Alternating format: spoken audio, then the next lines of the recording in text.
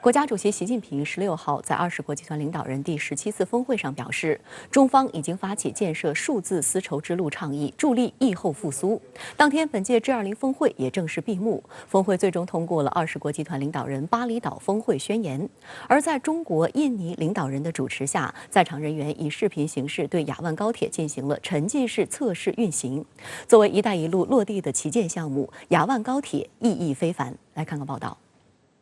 16号，20国集团领导人第17次峰会在印尼巴厘岛继续举行，国家主席习近平出席并发言。在讨论数字转型问题时，习近平指出，当前数字经济规模扩大，全球数字化转型加速，成为影响世界经济格局的重要因素。中国主办20国集团杭州峰会期间，首次把数字经济纳入20国集团议程，提出创新发展方式，挖掘增长动能。习近平提出3点坚持：一，要坚持多边主义，加强国际合作，搞所谓小院高墙，限制或阻碍科技合作，损人不利己，不符合国际社会共同利益。2，要坚持发展优先，弥合数字鸿沟。中方已经发起建设数字丝绸之路倡议，并将数字经济作为全球发展倡议的重点合作领域，期待就此同各方开展合作。3，要坚持创新驱动，助力疫后复苏。20国集团轮值主席印尼总统佐科随后宣布，峰会通过了领导人宣言。宣言强调，维持宏观经济政策应对与合作的灵敏和弹性，进行公共投资和结构改革，推进私有投资，加强多边贸易和全球供应链韧性，支持长期增长、可持续和包容、绿色和公平的转型，适当调整货币政策收紧的节奏，确保通胀预期稳定，降低跨境溢出效应。同时，与会的20国集团领导人认识到，20国集团不是解决安全问题的论坛，安全问题可以对全球经济带来显著的后果。据3名外交消息人士透露，这项宣言得到20国集团所有成员的批准。一名德国代表还证实，这份宣言与在15号发出的宣言草案内容相同，没有任何改动。这让一些西方媒体在此前声称本届20国集团峰会不会达成共同宣言的虚假信息不攻自破，这也显示了主办国印尼付出的巨大努力。随后，国家主席习近平同印尼总统佐科举行了大范围会谈。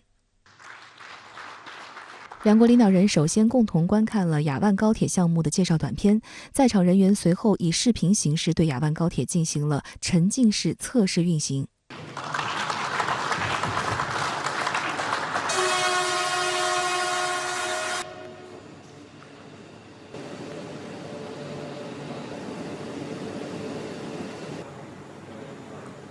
Yang terhormat Presiden Joko Widodo dan Presiden Xi Jinping,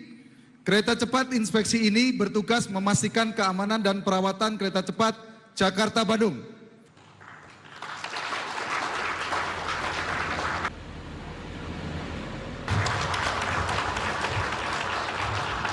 印尼是东南亚最大的经济体，而北起首都雅加达，南连西爪哇名城万隆。全长142公里的雅万高铁是印度尼西亚乃至整个东南亚地区第一条高速铁路，也是印尼的国家骄傲。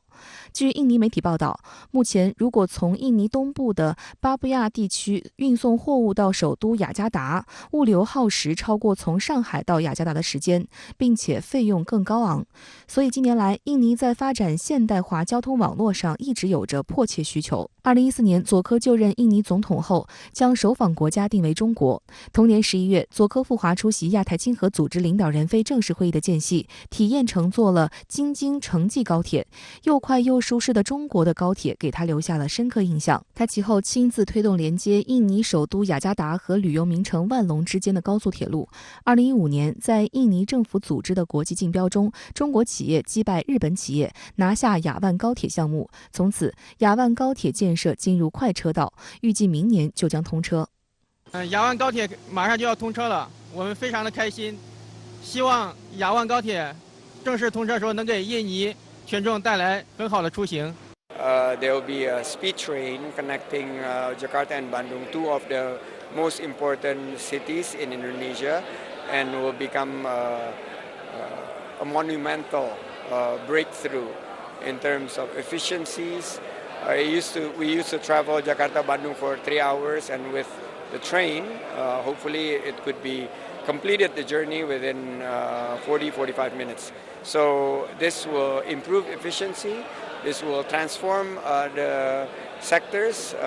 and this will bring a lot of economic development and also jobs being created. 印尼媒体曾在报道中对比日本企业承建的雅加达地铁2012年开工，且只有不到16公里，耗费7年竣工，而雅万高铁长度142公里，建设周期却只有8年，这体现的是两国合作的高速度、高质量和高效率。今年10月13号，佐科总统曾到雅万高铁德卡鲁尔车站施工现场视察高铁建设情况，显示印尼对这项国家工程的重视。事实上，由于印尼地处热带，地质条件和气候特征都与中国不大相同。雅万高铁所在的爪哇岛区域多地震和火山，而万隆则处在区域沉降段，沿线雨量极为丰沛，气候复杂多变，因此在材料、技术标准等方面都需要私人定制。工程承包方对深圳卫视表示，这也是中国高铁出海第一单，因此整个业务部门都是卯足劲儿了，加油干。中国拥有世界上规模最大、速度最快、现代化程度最高、管理经验最丰富的高铁网。第二个方面是中国很有诚意，中国承诺向印尼转移高铁技术，进行本地化生产，帮助印尼培训高铁管理和运营人才，在推动中国高铁走出去的同时，将中国高铁技术与经验带到印尼，与印尼人民分享中国高铁的发展成就。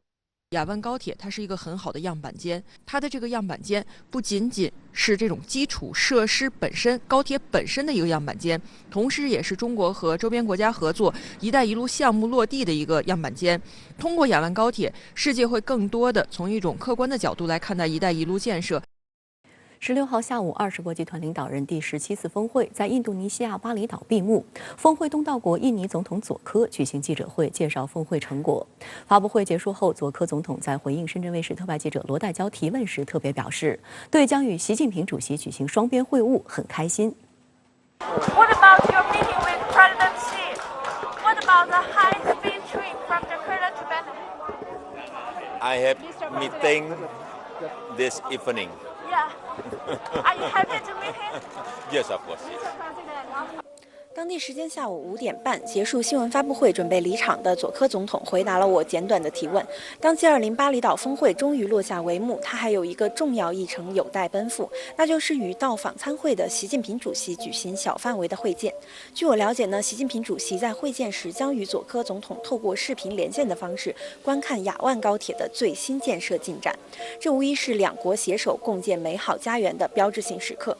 作为本届 G20 峰会的东道主与议程牵头人，佐科总统这几天确实是马不停蹄。刚刚那场发布会呢，原定下午4点开始，但是一度推迟了40分钟。会场舞台上呢，原本有一个站立式的发言台，但是工作人员呢临时加上了一张桌子和3把椅子。现场的印尼记者呢就略显遗憾地告诉我，可能是佐科总统太忙了，这场发布会呢恐怕会有几位部长代为参加。